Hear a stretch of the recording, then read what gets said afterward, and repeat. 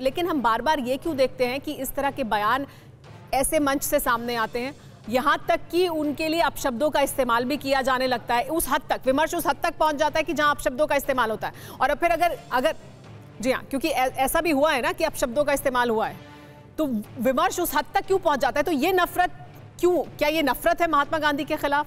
विमर्श हो सकता है, गांधी पर विमर्श क्यों नहीं? सुभाष बाबू पर विमर्श हो सकता है, तो गांधी और नेहरू पर क्यों विमर्श नहीं? सब पर होना चाहिए। नेहरू को कॉलोनियल, क्या फिर वीर सावरकर पर भी विमर्श होना चाहिए? उस पर भी विमर्श के पक्ष सामने आएंगे ना, उस पर भी, आरएसएस पर भी विमर्श होना चाहिए कि सब पर विमर्श होना चाहिए ना? फिर तो हर पक्ष पर विमर्श होना चाहिए। इतने दिनों से आरएसएस पर विमर्श हो रहा है। तस्लीम रहमानी सर प्रतिक्रिया देना चाहते हैं, उनसे तस्लीम रहमानी की प्रतिक्रिया सुन लेते हैं। कम्युनिस्टों और मुस्लिम हिस्टोरियंस के विमर्श में तो राम को ही खत्म कर दिया गया था। ठीक है, तस्लीम रहमानी की प्रतिक्रिया सुन लेते हैं इस पर। तस्लीम रहमानी साहब, विमर्श क्यों नहीं होना चाहिए? क्या ये विमर्श हो रहा था और क्या विमर्श के तहत तर्क दिए जा रहे हैं? और बीजेपी के भी तर्जुबान जो फरमा रहे हैं वो बहुत सीधे से ये वाज़ेह कर रहा है कि आज की इस संसद में जो कुछ कहा गया आरएसएस उसे अप्रूव करता है।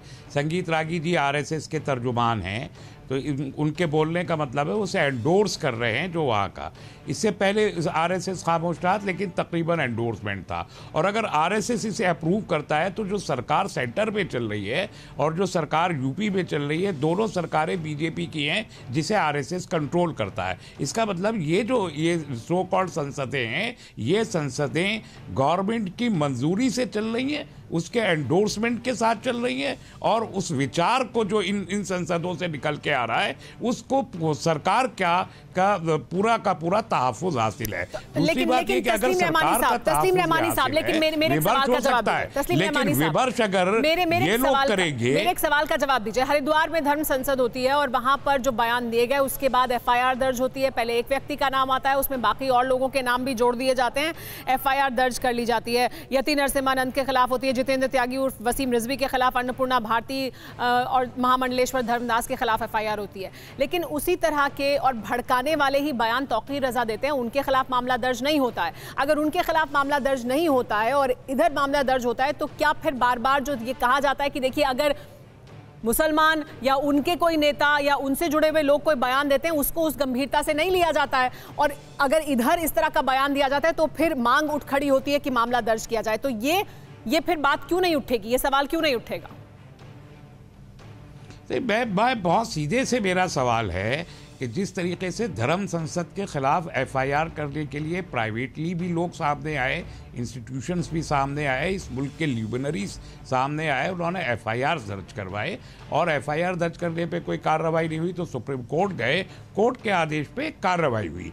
तौक़ीर रज़ा ने अगर कुछ भी गलत कहा है तो यकीनी तौर पर उनके खिलाफ क्यों संगीत रागी जी अभी तक नहीं गए, क्यों त्यागी जी अभी तक नहीं गए, क्यों बीजेपी के कोई भी वर्कर? मगर तस्लीम रहमानी साहब, ये क्यों हो कि संगीत रागी जाए? ये क्यों ना हो कि आप जाएं और आप कहें कि बयान नहीं देना चाहिए? अगर ये सस्टेनेबल है, नहीं, मगर ये क्यों होना चाहिए? मैं कह रहा हूं कि अगर सस्टेनेबल है ये आर्गूमेंट और ये एलिगेशन कि वो एक हेट स्पीच थी, तो ये लोग अब तक चुप बैठते क्या?